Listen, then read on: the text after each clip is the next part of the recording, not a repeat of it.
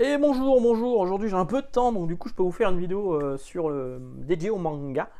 Le manga. La semaine dernière, j'en ai parlé un petit peu dans le free talk du dimanche, hein. Si vous n'avez pas de vidéo le samedi, regardez un petit peu le dimanche, parfois je peux parler de manga également. Là ce sera pas le cas, demain ça sera vraiment que sur le comics. Alors aujourd'hui on va parler un petit peu de... j'ai un nouveau pote qui est là, Hunter x Hunter, voilà, vous reconnaissez la série.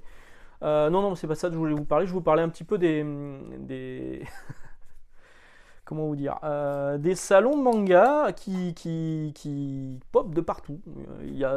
Si vous êtes dans une ville un peu grosse, ou qui veut se faire donner une image un peu jeune, vous avez forcément un salon dédié à l'animation japonaise, à la culture japonaise. Le problème, c'est qu'il y en a tellement. Les mecs ratissent tout ce qu'ils peuvent ratisser pour essayer d'attirer le chaland à des prix parfois qui sont un peu aberrants. Là, on va parler de Dunkerque. Dunkerque. Moi, vous savez, je suis nordiste, hein.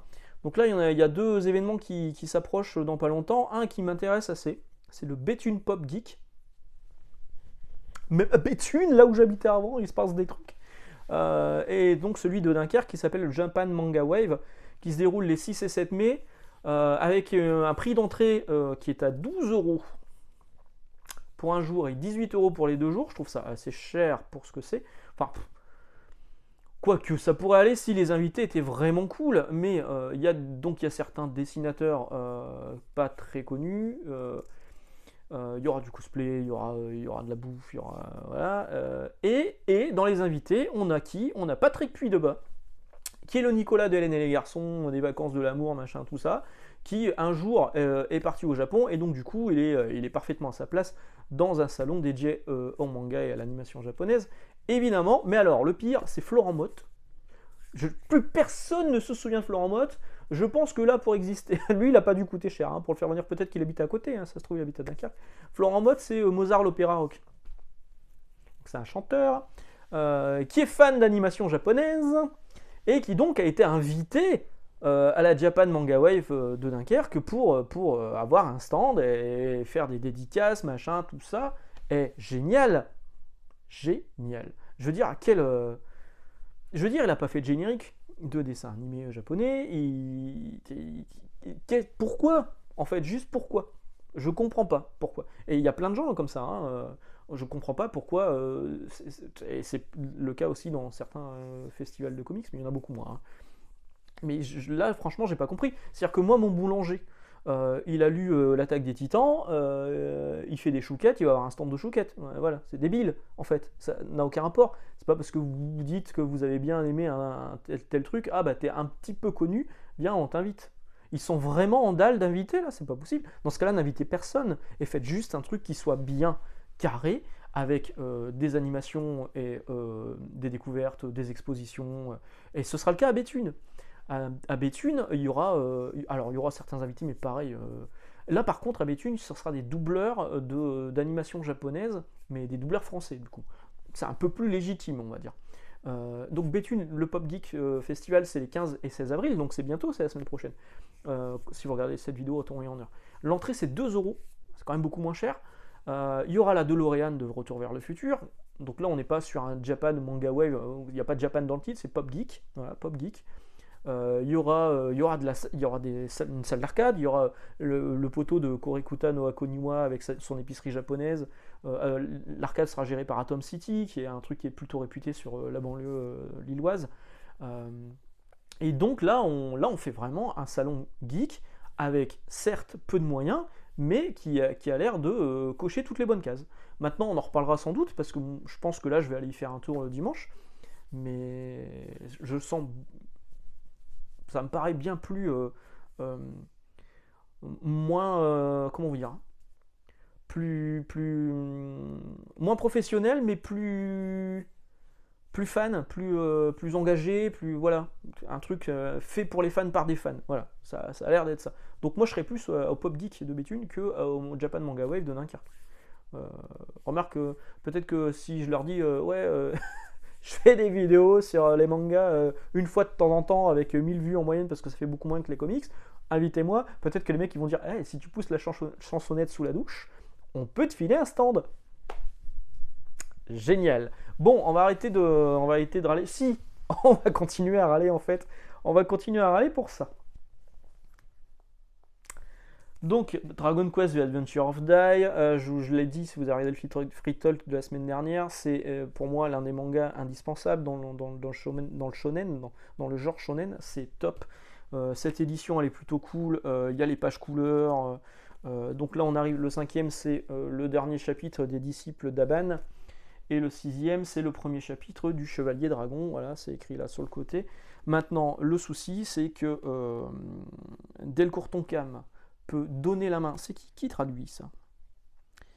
Supervision éditoriale, on s'en fout. Traduction, adaptation, Fédois Lamaudir. Relecture. Donc Fédois Lamaudir, ok, on va dire que c'est pas de sa faute, mais parce qu'il y a quand même un relecteur. Stéphane Lapi et Karim Talbi. Alors qu'est-ce qu'ils ont foutu? Qu'est-ce qu'ils ont foutu? Et le lettrage, Studio Charon, qu'est-ce qu'ils ont foutu? Parce que, regardez, je vais vous montrer. Regardez avec moi. Et ça c'est pareil, c'est un abonné qui m'a prévenu sur Instagram, Rémi, je te remercie ici. Voilà, ici, voilà, il y a cette bulle qui est là, c'est pas la seule, hein, il y en a une autre. Donc c'est écrit, alors je vous le dis texto, hein, exact, j'ai appliqué à mon soldat, exact, j'ai appliqué à mon soldat le sort de transformation. Exact, j'ai appliqué à mon soldat, exact, j'ai appliqué à mon soldat le sort de transformation. Il y a 2 fois le début de la phrase. Qu'est-ce qu'ils foutent? Qu'est-ce qu'ils foutent? Comment ça passe ce genre d'erreur, franchement? À part ça, c'est top, hein. À part ça, c'est top, hein. C'est vraiment hyper bien. Voilà. À la fin de ce volume 5, vous avez des bonus en page couleur. Hyper cool, vraiment. C'est dommage, hein, franchement, hein, parce que c'est censé être l'édition ultime de Dragon Quest, et il y a quand même des grossières erreurs qui passent comme ça. Franchement, ça fait chier. Ça fait chier, voilà, ça fait chier. Et on m'a prévenu, donc c'est Rémi également qui m'a prévenu là-dessus, sur le dernier Tokyo Revengers numéro 23. Les chapitres, alors moi ça n'a pas été mon cas sur celui que j'ai à la maison, mais sur certains tirages, les chapitres 204 et 205 à l'intérieur de ce numéro 23 sont absents. Donc vérifiez bien dans si vous l'avez acheté, dans celui que vous avez acheté. Et a priori, il y a 2 chapitres bonus à la fin de ce Tokyo Revengers 23. Il y aurait certaines éditions, certains tirages où il n'y aurait qu'un seul chapitre bonus qui sera en double en plus. Donc problème de tirage, moi c'est pas le cas, j'ai vu ce film, c'est pas le cas sur celui que j'ai chez moi, donc vérifiez quand même chez vous, on sait jamais. Donc encore une fois, merci Rémi et merci à vous, hein, quand vous voyez une connerie comme ça, vous me prévenez, comme ça on peut en parler, moi je vérifie. Sinon, il y a ça qui est sorti cette semaine chez Soman 12, enfin. Je vous ai pas sorti les dates, c'est con. Où est-ce qu'ils sont les Chainsaw Man? Je sais plus. Mais vous auriez pu voir que du coup, bah, la tranche c'est des villes. Ah merde, j'aurais dû le sortir, quel con. Ils sont là, ah voilà. Ça va, ils sont pas très loin. Donc le 11 et le 12. Voilà. On va dire que c'est pas trop grave parce que ça démarre un nouvel arc narratif. Mais quand même, ça casse les noix un peu, non? Non? Moi, ça me casse les noix. Je trouve ça débile. Encore une fois, c'est incompréhensible que Crunchyroll n'ait pas juste changé le logo pour mettre le leur. Et c'est tout, on n'en parlait plus. Bon, les gens auraient râlé, mais beaucoup moins que là. Là, on met le titre dans l'autre sens. Enfin, on change complètement le dos, c'est ridicule, Donc ça s'est terminé en quelle période ça? En novembre 2021, ça fait quand même un petit bout de temps, le chapitre 11 était terminé, il y avait une vraie fin sur Chainsaw Man, et là on démarre sur le numéro 12, et c'est bien foutu, parce que dès le début, on rencontre un nouveau personnage qui est celle-ci, on pourrait même commencer par ce Chainsaw Man 12 en fait, limite. Il y a ce nouveau personnage qui est là en couverture, qui est complètement désabusé, qui se rend compte que la vie est une tartine de merde et à la fin on meurt. Et il y a limite un reflet, un parallèle qu'on peut faire avec la réalité dans laquelle on vit.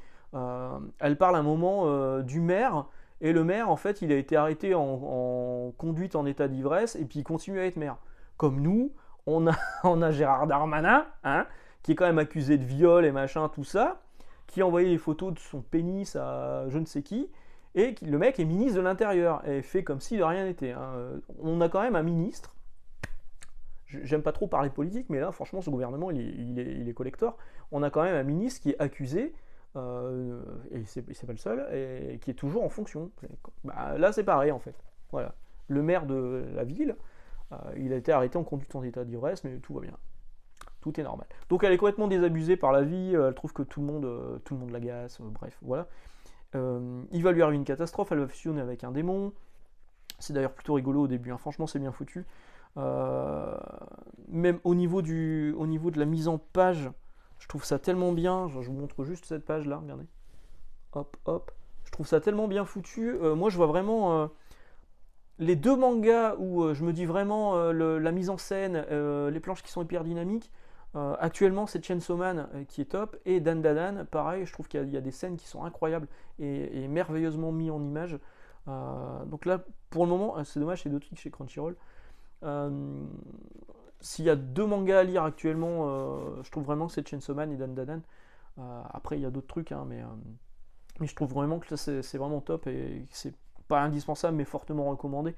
Vraiment, c'est très très bien. Donc, si vous aimiez le personnage principal de Chainsaw Man, à savoir Chainsaw Man, rassurez-vous, il apparaît à la fin du volume, on le retrouve tel qu'on l'a connu, à savoir un mec un peu bonnet et qui a juste une idée en tête.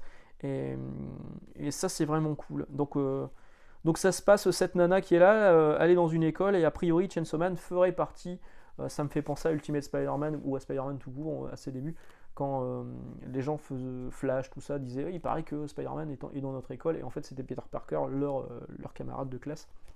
Donc c'est un peu le même délire. Chainsaw Man, donc celui-ci, franchement je me suis régalé, je l'ai dévoré d'une traite, c'est vraiment très très bien. Et j'ai hâte de lire la suite. La suite est déjà disponible en dématérialisé si vous les lisez chapitre par chapitre. Moi par contre je préfère lire les versions papier. Voilà. Witch Watch numéro 4 est sorti. Witch Watch, ça marche très bien dans le Shonen Jump. C'est toujours très bien placé au niveau du classement. C'est parfois 4ème, parfois 5ème. C'est franchement bien. C'est cool. Moi, je trouve ça vraiment très bon. J'ai pas l'impression que ça marche des masses. Blue Box, j'étais hyper sceptique et finalement ça a cartonné.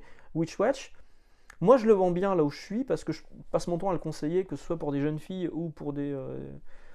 Bizarrement, je le conseille beaucoup à des jeunes filles en fait, qui veulent découvrir le manga et tout. Et je leur dis bah ouais, c'est l'histoire d'une sorcière qui revient dans son village, elle est protégée par un ami, un ancien ami à elle. Elle en tombe amoureux, comme elle est un peu sorcière débutante, elle fait des bêtises, voilà. Mais moi qui ne suis pas une jeune midinette de 12 ans, je trouve ça vraiment très bien, Witch Watch. Vraiment, c'est cool, hein. C'est un manga que j'ai vraiment plaisir à lire. Je vous recommande également Witch Watch. Il y a ça qui est sorti, alors celui-là par contre je vous en parlerai pas trop parce que je ne l'ai pas encore lu. Mon fils semble avoir été réincarné dans un autre monde, version complète. Alors pourquoi version complète? J'en sais rien. A priori je crois que c'était un truc qui était sorti uniquement en démat, hein. Et donc il y a une édition papier qui était sortie au Japon. Ça sort chez Manabooks. Donc c'est cette mère de famille qui a perdu son fils et elle est persuadée que son fils est dans un isekai. On va chercher loin quand même. Donc ça c'est le postulat de base, je ne l'ai pas encore lu, je verrai ce que ça donne. Il y a Monstabou qui est sorti aussi qui m'intriguait pas mal, c'est chez Omake Books, je ne l'ai pas encore lu, pareil, je ne l'ai pas encore lu. J'attends de voir, mais cette espèce de démon lapin qui me rappelle un peu, c'était Briareos dans Apple Seed, je sais plus comment il s'appelait le mec, mais ça me rappelle un peu ça avec des oreilles de lapin. Ou ça me rappelle aussi dans l'univers de Batman quand on avait fait l'armure du commissaire Gordon, l'armure Batman avec des oreilles, on aurait dû un lapin. Voilà, voilà. Pas lu, j'en parlerai sans doute une prochaine fois. Et sinon, j'ai eu le numéro 2 de Sakura Wars. Là, j'ai sorti le 1. J'ai eu le numéro 2. Dans le numéro 2, il était sous plastique. À l'intérieur, vous avez une carte collector. Et ça, c'est cool quand vous êtes fan de Sakura Wars. Et je pense à toi, camarade Vanny. Tu ne l'as pas acheté. Et je suis très déçu. Je pensais vraiment que tu l'aurais acheté, ça, Sakura Wars. Voilà, voilà, bah, c'est à peu près tout. Je voulais vous parler d'autre chose. Non, je crois que c'est tout. Ouais, très bien.